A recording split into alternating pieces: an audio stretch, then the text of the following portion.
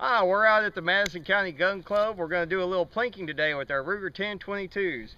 We've set up a little plinking course here with just some random things you can find around the house, and some of you can go buy at the store. We're going to start off our course of fire down here with our 8-inch steel plate. We're going to move up here, just some steel, not tubing, but I don't know what you call that, but it's just some steel. Make a nice ringing sound.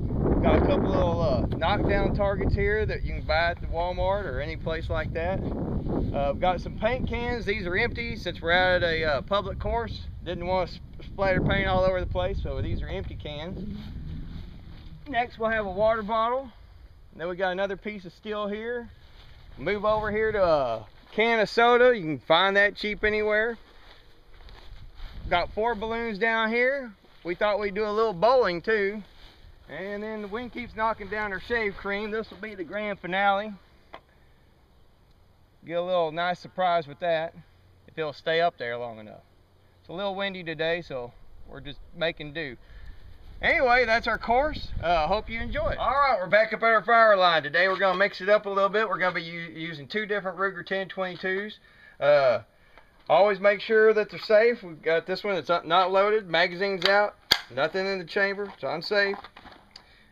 Magazine's off to the side. We're going to shoot this one first. This is a carbine. We've modified this one slightly. It's got a Hogue stock on it and a Williams peep sight. Over here we've got a little bit different rifle. This 10/22 again is nothing's in the chamber. Magazine's out. It's on safe. This has a hardwood stock and a 22-inch barrel, and it's got the factory sights on it.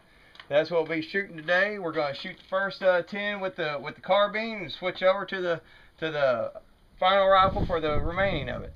Also, always make sure you're wearing your goggles or your safety glasses, and you got your ears in before you do any firing. Thanks a lot.